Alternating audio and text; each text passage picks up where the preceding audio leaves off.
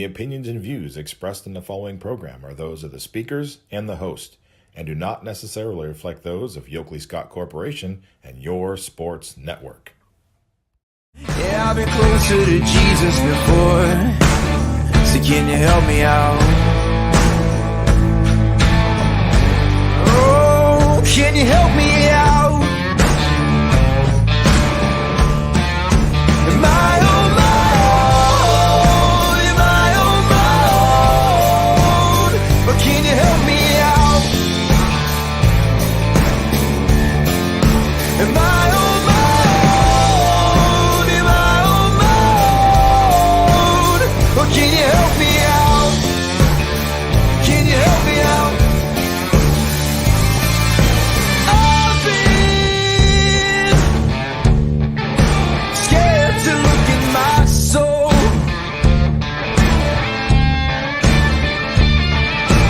I've been afraid I would follow the road. Yeah, afraid of the things I've been told. Hello, everybody. Welcome inside a Friday episode of Running Point on ysnlive.com, brought to you by Greenwood Chevrolet in Austintown. Going to put their logo in the top right corner like I always do, so you know where to go. If you are in the market for a new or used vehicle, make sure to check out our friends over at Greenwood Chevrolet. And I always point the wrong way. Greenwood Chevrolet in Austintown. They go the extra mile for you, so you don't have to. And we try to do the same here on this show every single day. And we thank them for their support since day one of Running Point, and also the support of everything that we do on YSN. So once again, Greenwood Chevrolet, make sure to head on down there if you're in the market for a new or used vehicle. Got a great show for you today. We're going to recap the 16U action from Class B baseball last night. We have a new first place spot holder. We'll go over the standings, and then we'll also go over the schedule for tonight's game. 18U back in action down there at Class B. We will also going to have an interview played for you today, as promised yesterday. Last night, I did 3 interviews with the Soccer Vision Academy club team, 15U girls team that has punched their ticket to the U.S. Club Nationals in Denver, Colorado. And one of the reasons why we're going to highlight them in the next, couple of days is their team consists of nothing but YSN athletes, and they are all kind of on the same club, and they're all doing great things. They're all young athletes too. A 15U team, the oldest players on that team are going into their sophomore year of high school, and they've all already made a lot of impacts on their high school soccer team if they were freshmen last year. So I had a chance to talk with Greg Mitchell, and that's who you're going to hear from today, a pre-recorded interview with their head coach to talk about what they've done, how they got there, how cool it is to see a roster full of local talent make it this far, and what they're doing to make their high school program so proud, and what this experience is going to do for them going into the high school season in a couple months, and how that'll help them make an impact on their varsity team. Widespread schools too. You see Boardman, Howland, Fitch, Mooney, United, Poland, Lakeview, Champion. I think there are some others that I'm missing. I don't have the picture right in front of me, but a lot of programs represented on this Soccer Vision Academy club team, and we're going to shine a light on them in the next couple of days as they get ready for a trip to Denver, Colorado for the U.S. Club National Finals in the next month or so. So that's what we're going to do today. We're going to hear from him a little bit later on in the show. But first, we are going to recap last night's Class B action. Let's get to it. I'm going to bring up the Class B website up on your screen there. And we'll go over the scores from a night ago. Let's start with the first score that came in, the first game of the day. It is Ballistic and Whiting. And as you can see there, it is Whiting with the 10-3 win over Ballistic. Big win for the Whiting Roll-Offs as they continue to have a good start to the year in Class B 16U baseball. Let's get to the stats here.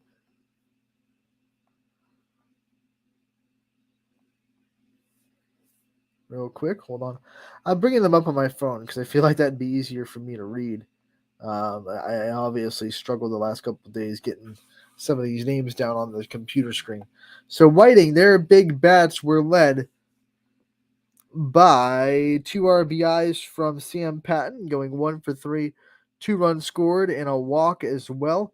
4 RBIs, though, from Blake Scott. What a day for him. 2 for 4, 4 RBI. Multiple hits also from Trayton Ross, going 2 for 3, 2 runs scored, 2 RBI, and also an RBI from Nicholas Hakens, going 1 for 2 with 2 runs scored.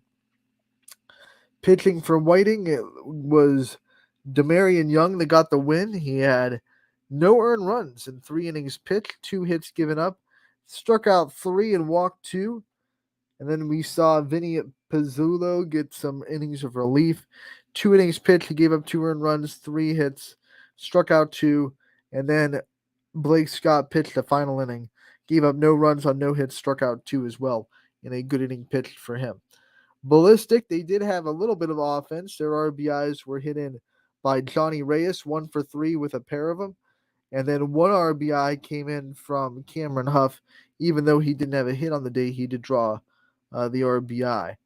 Multiple hits from Tyler Wright, 2 for 3 with a walk. And then also Michael Daly entering into this box score with a 1 for 3 day as well. So Whiting gets the win 10-3. 6 runs in the 7th inning. Broke that one wide open as it was close until then. 4-3 actually going into 7. And Whiting just ran away with it in the 7th. Let's go to the next game on the schedule here. And as we see it, it is Avalanche and Athletics.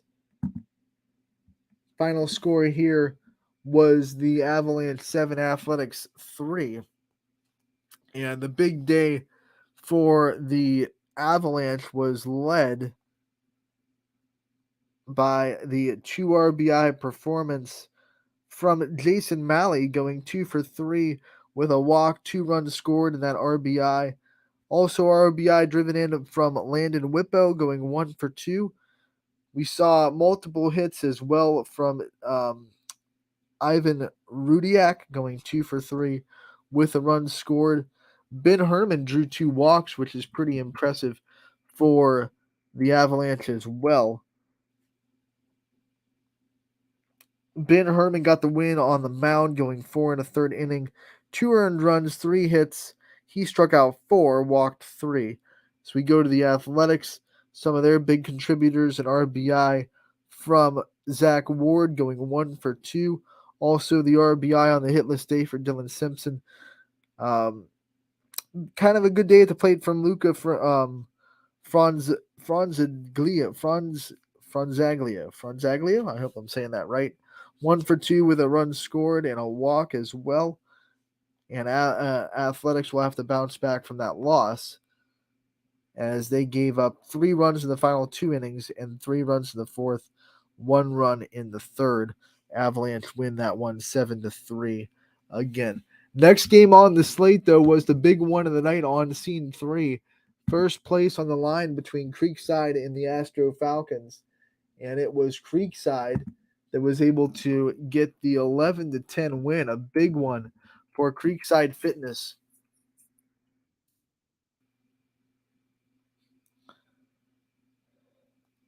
As we look at the box score from this one, a lot of offense to go over. We'll start with Creekside, who got the win. RBIs everywhere. 2 of them coming from Dom Santee, who had a perfect day at the plate, 3 for 3 with a walk and a run scored. Also another 2 RBIs from Carter Owens. He went 2 for 3 with 2 RBI and a walk and 2 runs scored.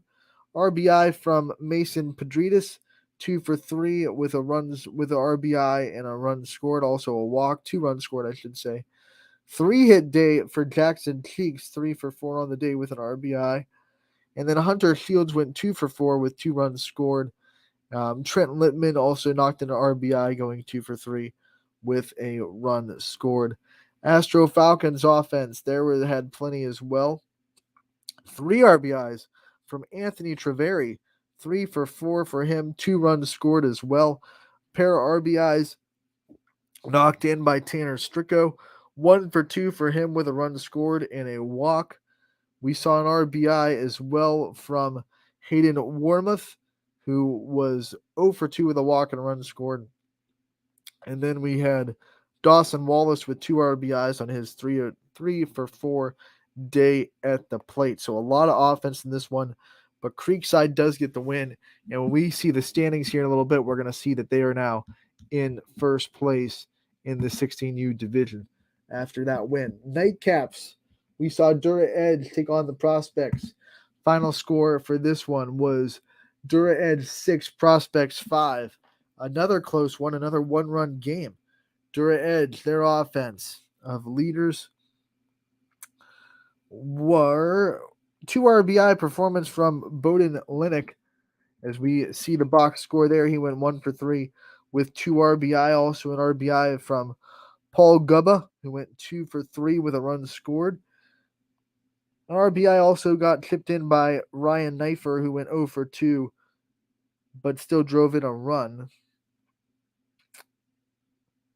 And then an RBI from Noah Trogio, who went 1 for 3 with a run scored and an RBI.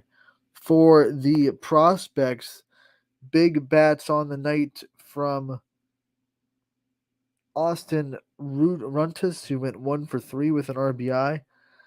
Evan Slavin also had an RBI, 1 for 3 day. Evan Tuttle scored 2 runs on a 1 for 2 day with 2 walks. And then Will Hines also scored 2 runs, going 1 for 4 on the day. Dura Edge, their pitcher getting the win was Bowden Linick, who went 2 innings, gave up no runs on no hits, struck out 2. The start was Anthony Larson. He went 5 innings. Just gave up the 2 runs on 5 hits, struck out 6, walked 2. Dura Edge once again getting the win 6-5 in that one. We go back to the schedule and get the nightcap for you, which was Eagleware against the Nightline squad. And this game ended with a Nightline win 5-2, the final score. So we look at some of the big contributors in this one.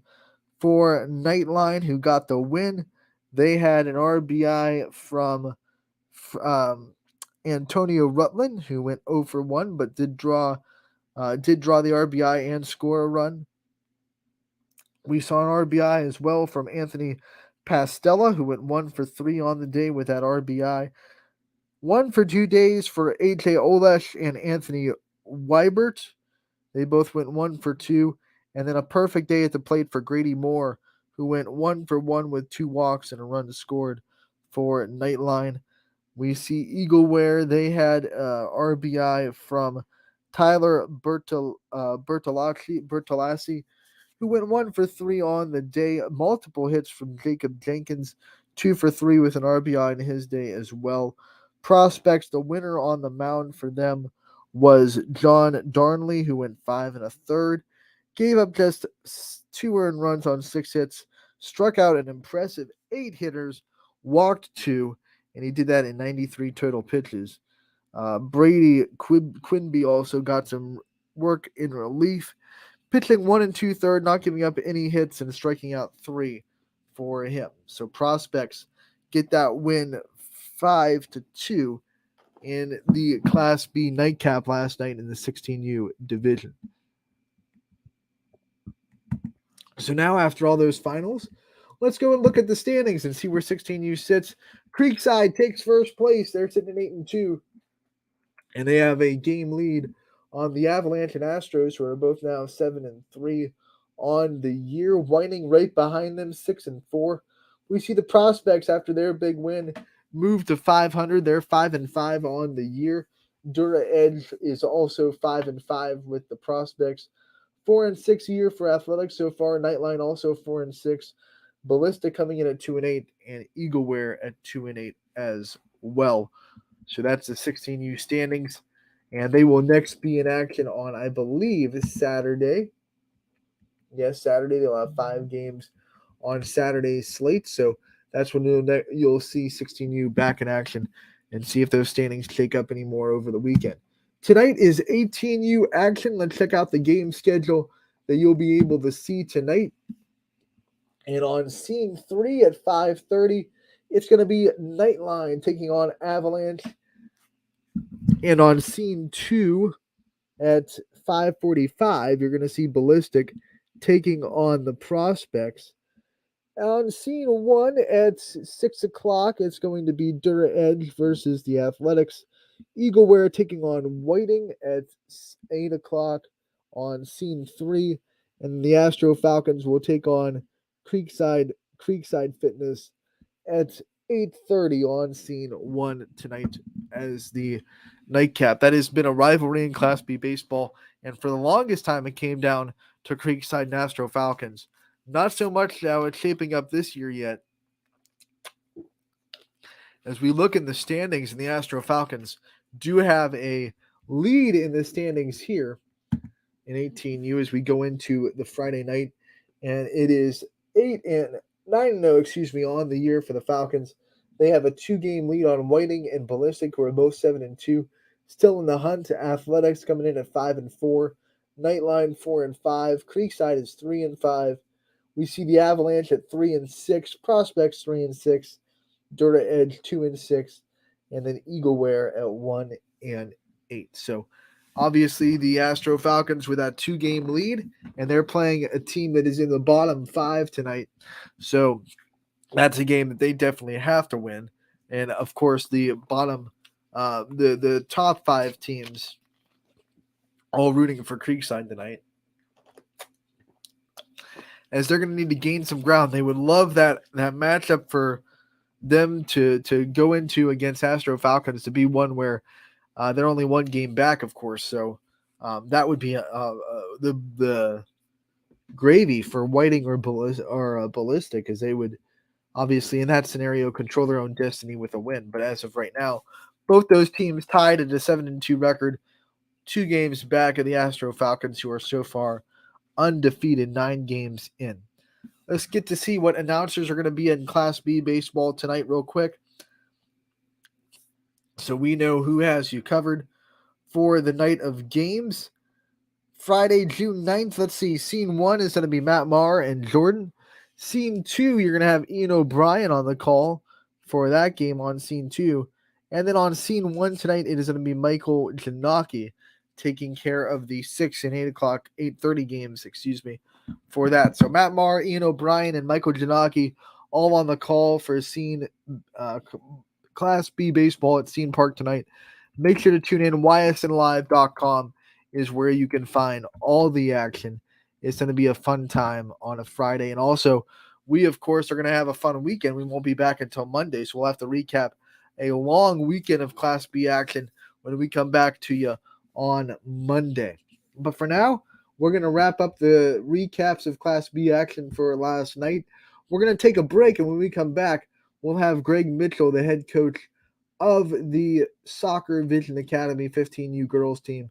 His interview will be played after this break on YSN. At Greenwood Chevrolet, we offer a worry-free experience for all our customers. From sales to financing and even service, we'll help build your perfect vehicle and lock in your trade value while your vehicle is being built. No worries. We guarantee financing, regardless of your situation or credit history. No worries. And when your vehicle needs service, our award-winning team will get you back on the road. No worries. That's what going the extra mile means. Only at Greenwood Chevrolet. Change. This one word can make you break out in a cold sweat. But with change comes wisdom, experience, and understanding. At Myers Family Insurance, we can help make changes in Medicare, insurance, and retirement a positive experience for you and your family. We've gone through changes, like our new office and new faces to help our family of clients too. For all your Medicare needs, call Myers Family Insurance. Check us out online at MyersFamilyINS.com or find us on Facebook. You're not waiting to see what the world has in store for you. It's more about what you have in store for the world. All you need is the opportunity.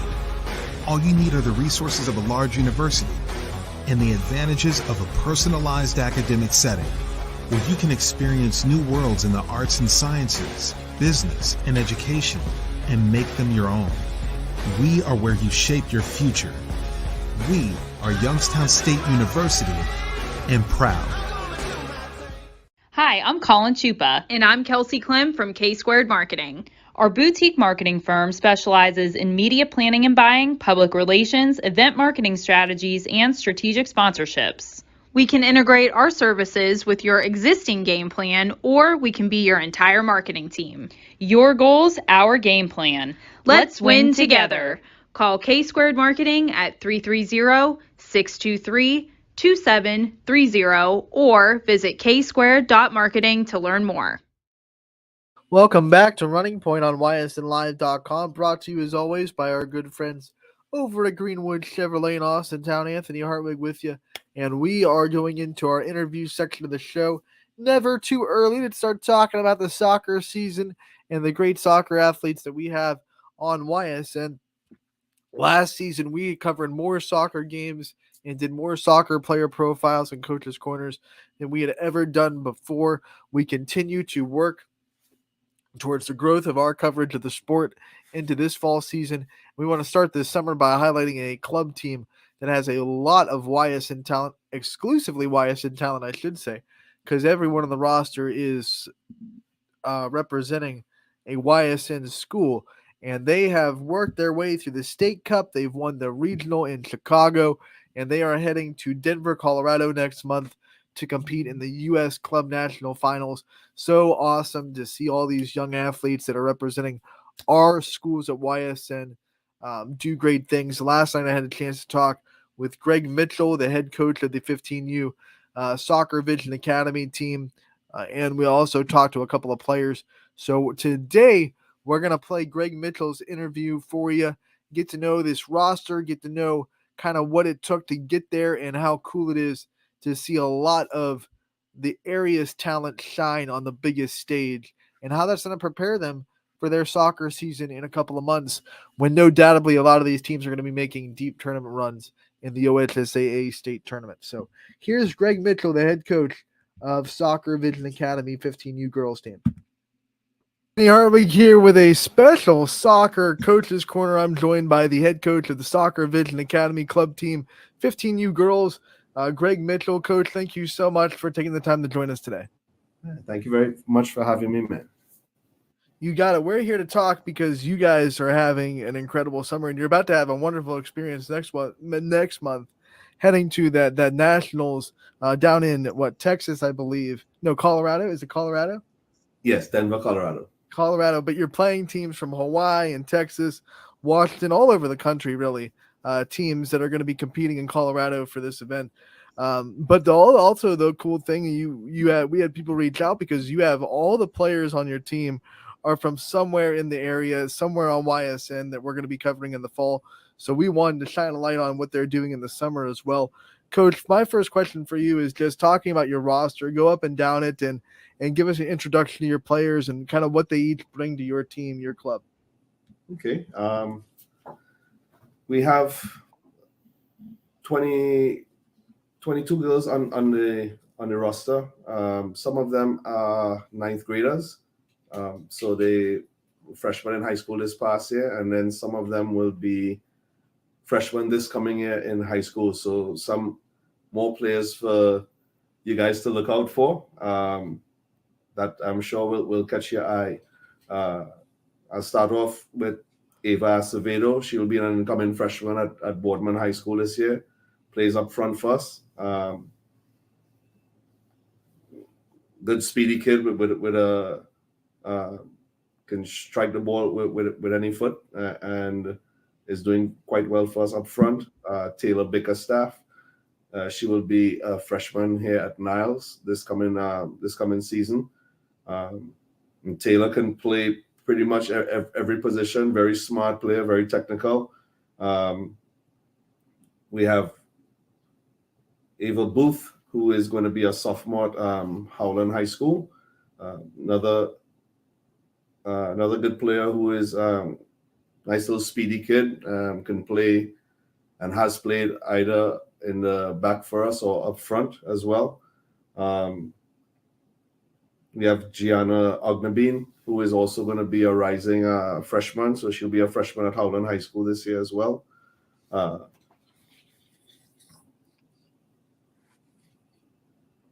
We also have McKenna Doran is going to be a sophomore at Lakeview High School.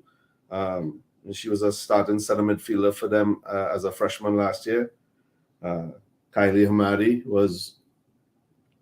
she goes to Hubbard High School. Even though she plays in the back first, she plays in the midfield for Hubbard, and was one of their standout players for them this past year as a freshman. We have Kennedy Henderson from Poland. She was also a freshman that played varsity this year for Poland this past year, and they, of course, had a nice run in the tournament in the postseason. Annabelle Humphrey is another freshman, rising sophomore at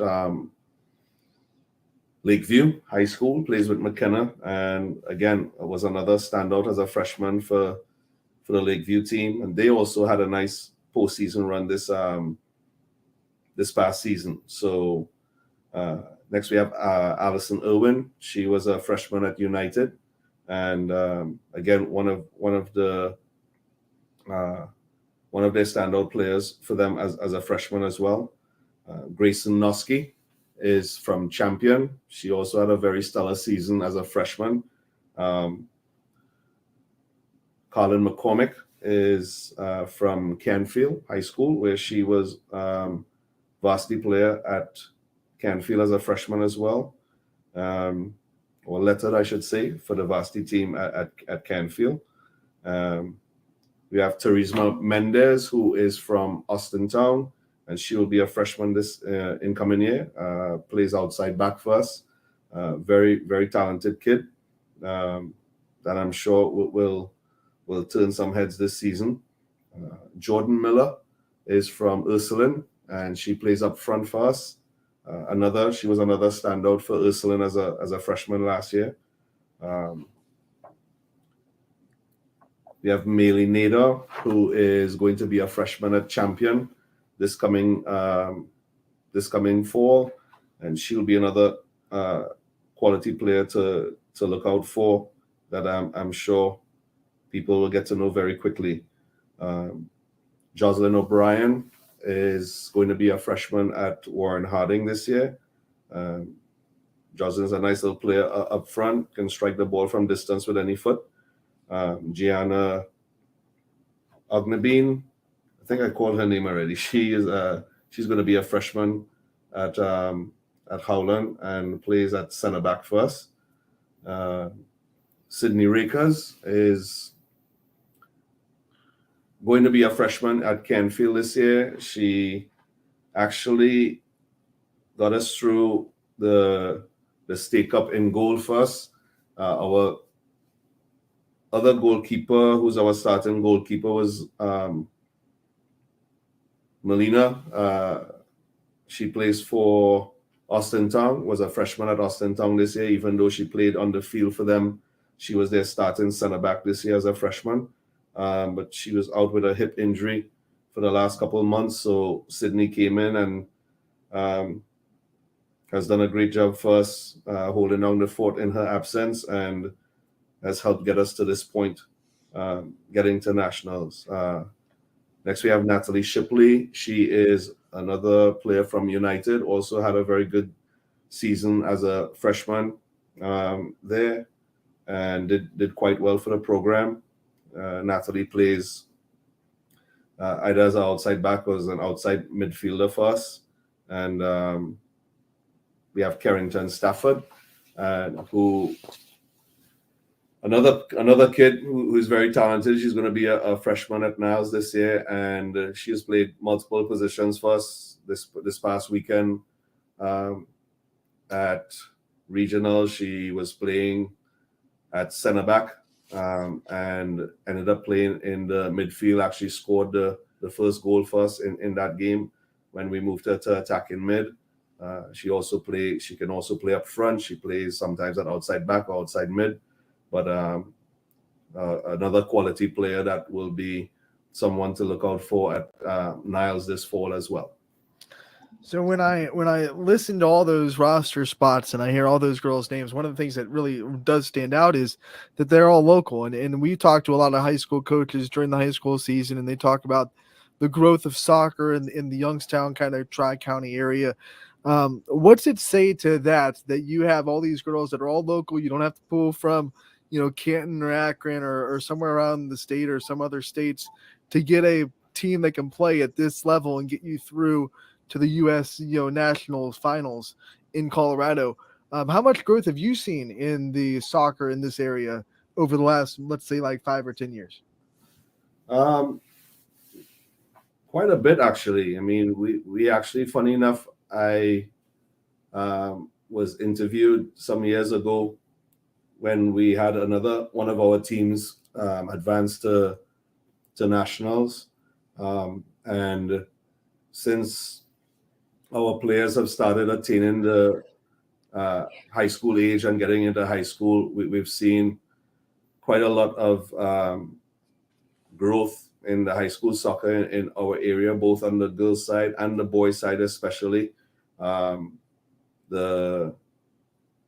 We saw Howland win the state title and had a nice 4-year run on the boys' side, and quite a number of those players were from the academy on the boys' side. So, and a lot of the girls as well, have been recognized at the end of the high school season. A lot of them players of the year, whether Division 1, Division 2, Division 3, or getting the Player of the Year award in general. We've had in the past 6-7 years quite a number of those awards going to the players from the academy. So we're very pleased about that, and just happy to see the growth in soccer in our area and the level of play being improved. Let's talk about your road to Colorado for people that maybe aren't in the club soccer scene or don't know kind of how special this is. What did it take to get you guys to this point? How hard is it to go from where you start to now where you're going? What did it take to get all the way to Colorado? We've gotten there in two ways. One with the State Cup. For those of us that participate in the State Cup, we have a chance of getting to nationals through the State Cup route, or we can also get to nationals by winning the regional league in which we play in or participate in. So either of those avenues, the teams that qualify to get there can enter. So it's through the regional league. We're pretty much playing once the kids come back from high school. They have their season that carries through until just before the ending of May, and then they have playoffs in June to where they can qualify for either regionals or nationals, and then the State Cup as well, the same thing.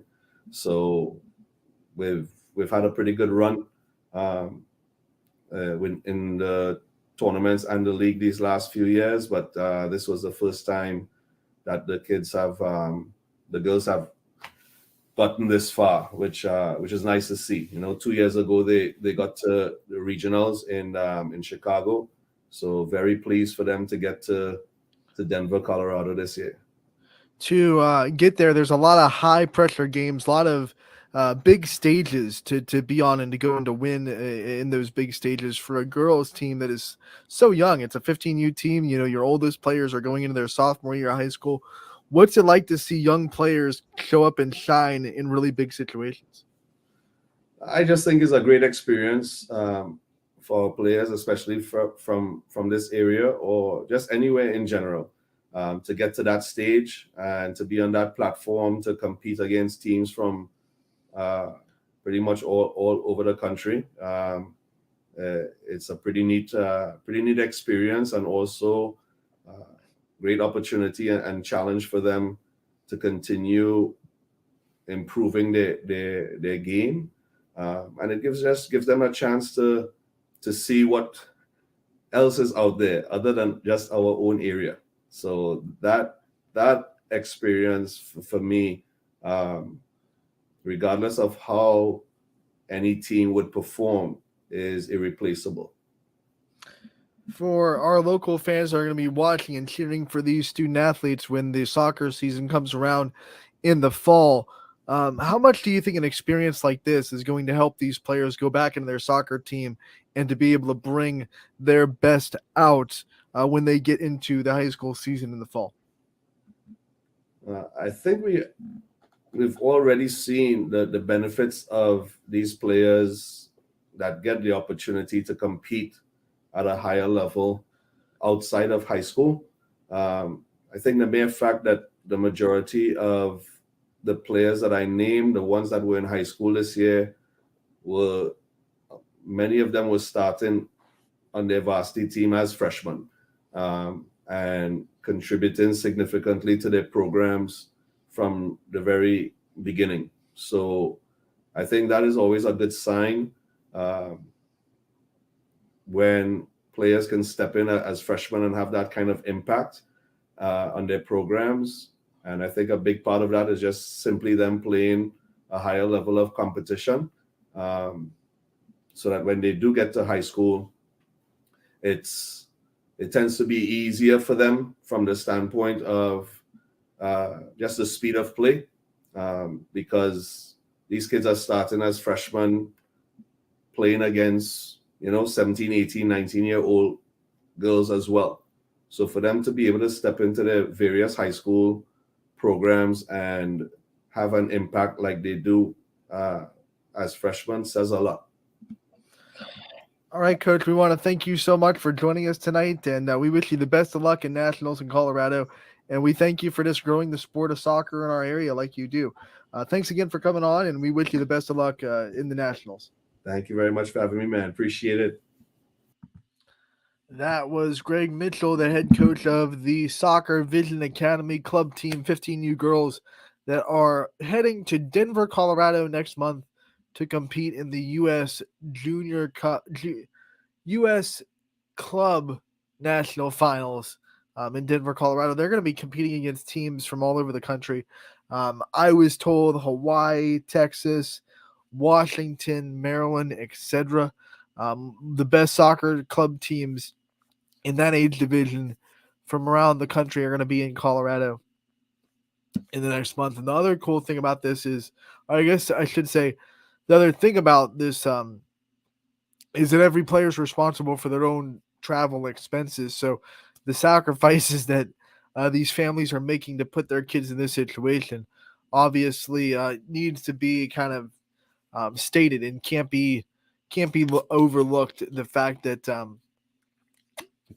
it's not just, hey, win regionals and, hey, we get a free trip to Denver, Colorado. We get to go have fun and not worry about it, not stress out about it. No, it's, yeah, you won, congratulations. But now, obviously we have to find a way to get to Denver, Colorado. And that's like a lot of these players that we're seeing in the College Softball World Series that have played on these national travel teams, some of our own YSN players that are playing on national travel teams that travel the country to play in these big showcases across the USA.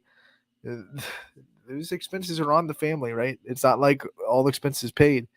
So the sacrifices that these families make to put their student athlete into a position that they can compete at this level can never be overlooked, can never be overstated.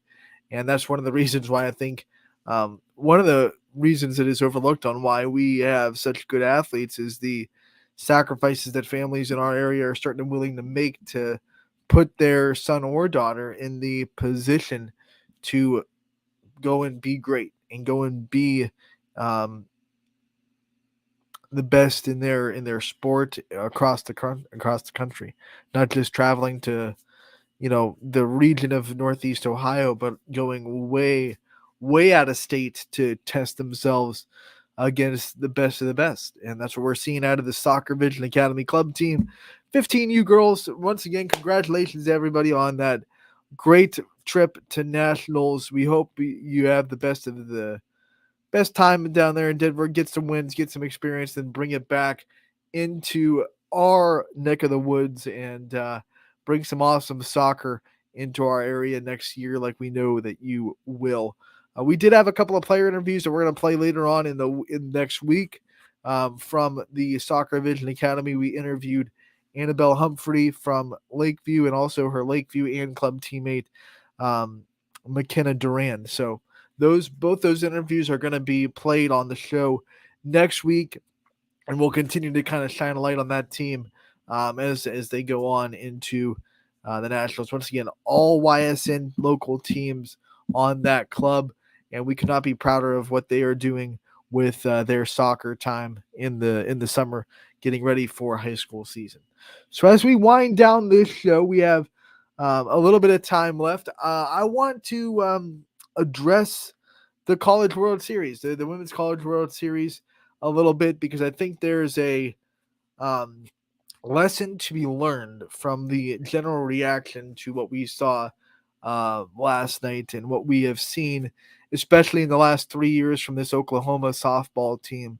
One of the things that I have learned is I've grown as a sports fan, and I've grown as a broadcaster and a member of the sports media kind of world.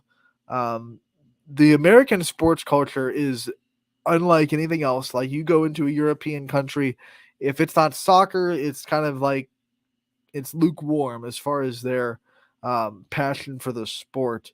You know, you don't see a lot of football being played in the UK or Germany or Spain or France. Insert European country there, like American football, I should say.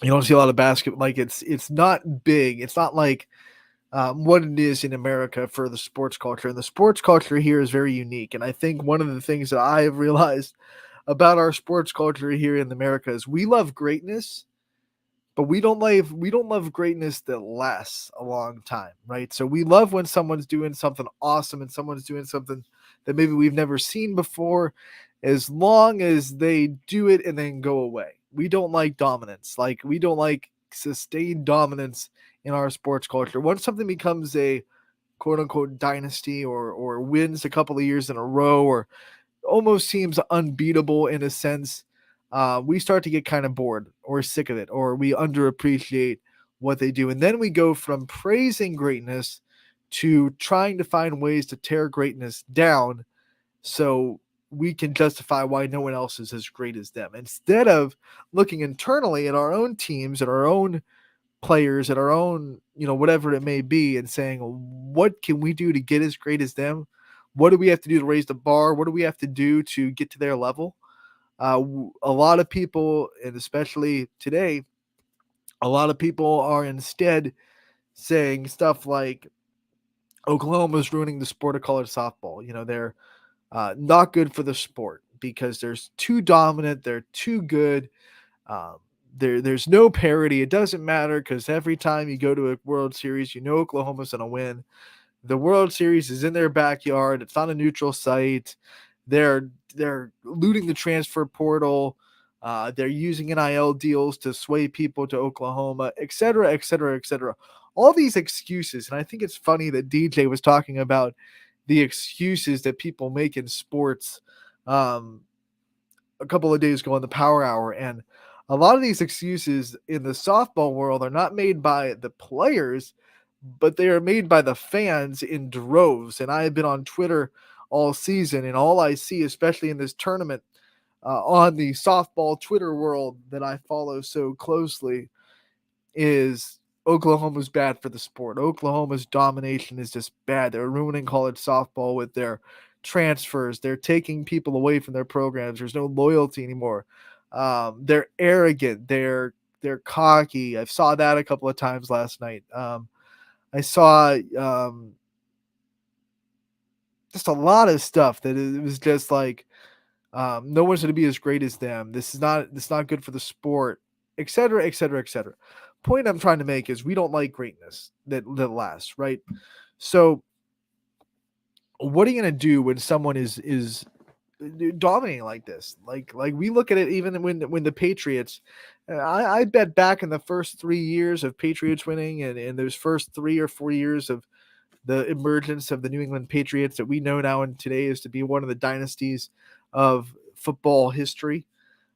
First 3 years, they were probably kind of novelty. They were, oh, this is cool. You know, this team hadn't won a Super Bowl yet. They'd only been to, I think, 1 or 2 in the past. This is kind of cool. You know, okay, this is a new team. They're finding success.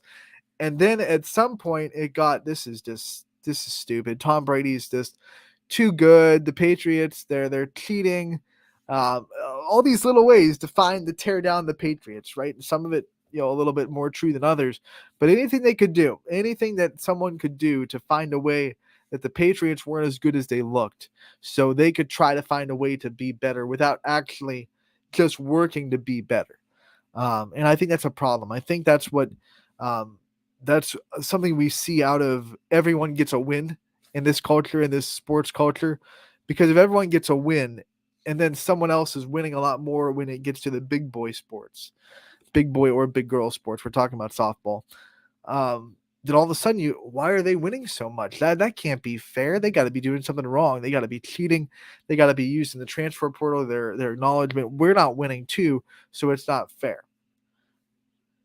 When is sports fair? Like, let's be honest, sports and fair don't necessarily go together, right? There are a lot of stories that we see with athletes that maybe they're working their butts off, they don't get the results they need, or it's opposite around. Like, someone's really talented and they don't work as hard as you, but because they're this God-given ability, they might win every now and then. Sports isn't fair, life isn't fair, but we're expected to see like that. The fact that Oklahoma is going out and their greatness is drawing really good players to their program, and they're transferring to Oklahoma. Now, I do want to say, by the way, there were some articles that used the transfer portal to say Oklahoma was, getting an unfair advantage using these NIL deals. There are NIL deals for Oklahoma players that are about $40,000 or $50,000 a year, which is a lot more than a lot of other women athletes are making pro or college, respectively. So they're using NIL deals, but a lot of the transfers that Oklahoma had, especially the ones that made a big impact in the tournament run this year, by the way, just for those people that are keeping track, they were all graduate transfers that did their time at a university, spent 4 years, got a degree, and then took that 5th year of eligibility that they get because of COVID-19 and said, let me go play for Oklahoma for a year and try to win a national championship, because Oklahoma is a team that you go to, and it is almost a foregone conclusion that they are going to at least compete for a national championship. They're that good right now. When was it bad to want to go win a national championship? Like, why are we looking down on these players who have put in 4 years at a university? They graduated from that university. They have a graduate year to go do whatever they want with. They could either take master classes at their own school, or they can go off somewhere else and take classes and start their next degree somewhere else. Why are we saying that it's bad that they want to go and they want to try to win a national championship with one of the best programs, actually right now the best program, I should say, in the world? Top of the peak. You want to get to that mountain. Why is it bad that they want to do that? I don't understand it. Like, we should strive to want to win a national championship. It's not the easy way, because to get on the field for Oklahoma, you have to be the best of the best. You look at that roster, and if you're trying to tell me it's easy to get on that roster, you're kidding yourself. There's not like this open door policy to Oklahoma to say, hey, come on, we'll all win a national championship together. No, you look at that roster, it is a cutthroat kind of, in the nicest way, because they are a faith-based organization, faith-based team, in the nicest possible way. They are cutthroat with what their spots are. Like, this is my spot. I am good. I am great. I am not giving it up. So to go on to that team as a transfer and to earn your spot on their roster is not easy. So anyone that says it's the easy route to go to Oklahoma and just you're taking the easy route to win a national championship, what is easy about earning a roster on the best team in the country? Earning a spot on the roster in the best team in the country. It's not easy. There's no easy way about it. It's not like the pros where you just sign a deal and then you're on. You have to make these teams, right? Coach Patty Gasso has to say, yeah, we want you to come and be on Oklahoma. And even once he says that, you have to get on campus and earn your way for a spot.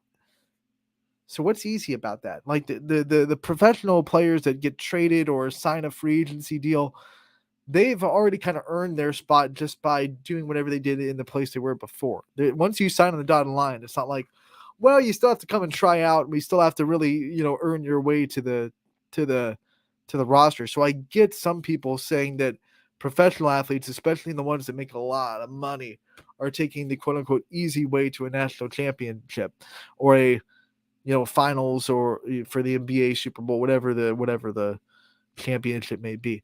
But in college, especially like softball, where you have to earn a spot in the lineup and there's only 9 spots, to say it's easy to just go to Oklahoma and earn a spot on that roster, it got me fired up last night because I don't like that we are tearing down greatness. Like, we're trying to grow the sport of softball, and we see a softball team that is doing something that no one has ever done before, going 54-1. The ratings are higher than they've ever been before, and people are still tearing it down, saying that's bad for the sport. We got to get it out of there. We got to try to tear down Oklahoma. We got to find a way to make Oklahoma not as good as they are. And you look at them, and I'm like, that they're doing all their interviews perfectly. You look at their post-game interviews, they're talking about how they give glory to God, and they never step anything out of line. They celebrate. Like, that's their knock. They celebrate too much. That's what people are saying about them, because they celebrate everything. I am telling you, if you watch them through this tournament, they celebrate their walks.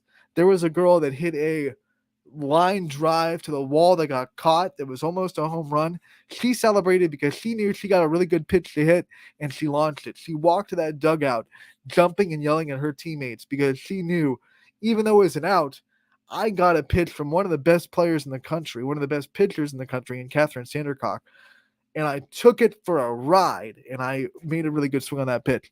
Celebrate the small things Oklahoma does. And that's what they do. That's what makes them great. But people want to tear them down for it. They celebrate too much. They're cocky. They're arrogant. But they never trash talk. They're just screaming at what they do. They're celebrating the little things. They celebrate their walks. If you get like, there was a walk, and this is one of the things people are tearing down. Girl worked a really good walk. It was a really good at bat. She saw a lot of pitches. She walked, threw her bat down like she hit a home run, and took the first base. She was celebrating the small victories of the sport. You watched Patty Gasso in her interview last night when Holly Rowe asked, what are you doing? It was a scoreless game. Things weren't going great for Oklahoma early. She just said, hey, the robbing the home run, that was a win. Working a good count, that was a win. Getting out of that jam in the first inning, that was a win. We're going to celebrate the small wins, try to get some momentum in this game, and turn things around. That's what they did. They celebrated the small things. There was never a down. There was never a plateau. And they found a way to score 3 runs, and they held on to a 3-1 victory and won the national championship. I will stand always by Patty Gasso as one of the best coaches in college sports, period, because of what she's able to get out of these players and the way she's able to get everyone to buy into the idea of this program that she has, which is, yes, we're going to work hard. Yes, we're going to hold ourselves to this incredible standard, but we are also going to love each other from a biblical and a worldview that is God loving. And that pays dividends, and we're seeing it on the field right now for Oklahoma. They've won 13, 15. I think they've won 6 of the last 10 national championships, somewhere around there, and they've won the last 3 in a row. That doesn't come from nowhere. When Patty Gasso stepped on that field, stepped into that program, they were not a powerhouse. She turned them into it. She just took it and turned them into it. I have a lot of respect for Patty Gasso. One of the coaches that I haven't been able to meet yet. I've met a lot of these coaches that we talk about, the coaches that coach in the World Series and coaches that will be in the Hall of Fame. I've met Lonnie Alameda. I've met who coached for Florida State. I've met Karen Weekly. And I have a lot of respect for a lot of those coaches. But, man, like meeting Patty Gasso and being able to pick her brain a little bit is on my bucket list because I have a lot of respect for her. And when I want to drive home a little bit to bring it back to kind of a local standpoint before we end this show and before we say goodbye for the weekend and get back here on Monday, I saw a lot of similarities with the way Oklahoma runs things with the Fitch softball team this year. And one of the things I saw is, one, they celebrate a lot of stuff. Like, they celebrate every small victory they can. There was never a moment that I saw Fitch have a down energy, because they really do celebrate every little win, even if it's not a win on the scoreboard for that inning. Like, they don't get a run out of it, or they don't get the exact result they want out of that bat, or out of that defensive inning. They're always celebrating the little things that they can. We go back to the state title game when Steve Ward knew that the small ball would work against Anthony Wayne. In the first couple innings, they led down really beautiful bunts, and then some base running errors took them out of those innings. They were still celebrating those bunts. They were still celebrating those wins, because they kind of proved to themselves this game plan is working and we can use small ball against this team, and eventually it's going to win. A lot of teams would have seen that and only seen the failure and abandoned the bunt and just said, okay, we're not working that way. Let's try to swing for the fences. And then it would turn into a pitcher's duel. Maybe Anthony Wayne wins that game. But Fitch celebrated the wins that were the bunts that were laid down perfectly. They ignored the failures of the bunt, of the base running mistakes, and they went on to win that game because they stuck to their wins. They stuck to what they were winning with, which was small ball in that game. Steve Ward runs a program that is player first, person first, player next, which is the same thing Patty Gasso always does and preaches. And I think that's something that he maybe took from her. Maybe he, saw some things or saw some press conferences that she does. I know she does a lot of clinics as well. Maybe he got some stuff from her, because I saw a lot of things that he does as a coach that I see him Patty Gasso doing as a coach. And the other thing that reminded me a lot about Oklahoma from Fitch is how they handled the expectations of being great. Like, Patty Gasso talked in her post-game interview yesterday about how of a relief it was to win the national championship because of the pressure that expectations can bring on the shoulders of those young women, how they felt it all year, how it was hard, but they put it on their shoulders, they dealt with it. I think Fitch was the same way. I think everyone kind of saw Fitch as this almost entity, and they expected them to be great all the time. And they went undefeated. But to have those expectations from the outside constantly carries a weight. And how you carry it defines how you are as a program. And this particular year, Fitch carried it brilliantly. They focused on themselves, their program. They had tunnel vision for what they wanted, and nothing else on the outside really mattered. And that helped them carry that weight, that expectation, all the way to a state championship game. They didn't listen to the outside noise. And there was a lot of outside noise that I heard about Fitch this year that reminded me about what I heard about Oklahoma. Not as dramatic. No one was sitting here saying Fitch ruined high school sports. But there was a lot of hey, they're not scheduling the best schedule, or they're not playing as many games, or they don't have anyone outside of Sydney, et cetera, et cetera, et cetera. There's little things that people would try to get their jabs into to tear Fitch down because Fitch was so great this year. Goes back to my point. We don't love greatness. We love greatness if it's very finite. We don't love greatness that sticks. And Fitch is sticking around for a while. And they're going to have to deal with more and more people trying to find ways to get those little jabs in, because they don't want to work to be as good as Fitch. They want to try to tear Fitch down so they don't have to. It's going to happen. It's going to happen. Fitch is going to have to deal with it. Oklahoma had to deal with it all year. It's just the sports culture we live in. Don't be that guy. I don't want it to be that reality. I want to see it change. And I think we're getting there, because we saw a lot of people put that away and celebrate Fitch during their state run, which I loved. That a lot of the pettiness, once the regular season ended, a lot of that stuff went away, because maybe it was because they didn't have a chance to beat him anymore, and it was just how they got themselves fired up to play Fitch. I don't know. But a lot of that stuff from the outside world, none from the athletes or the coaches from these teams, but the fans particularly. They went away during the tournament run, which I like to see. So maybe we're getting there. Hopefully we are. Hopefully we are. Thus ends my TED Talk because I have over talked Running Point's limit by a minute. So I will end today's show and bid you adieu. Thank you so much for tuning in today to Running Point, brought to you by Greenwood Chevrolet in Austintown. We'll be back on Monday from 1 to 2 with a lot more to talk about. We'll have a whole weekend of Class B baseball to recap and more. So come back with us on Monday from 1 to 2 on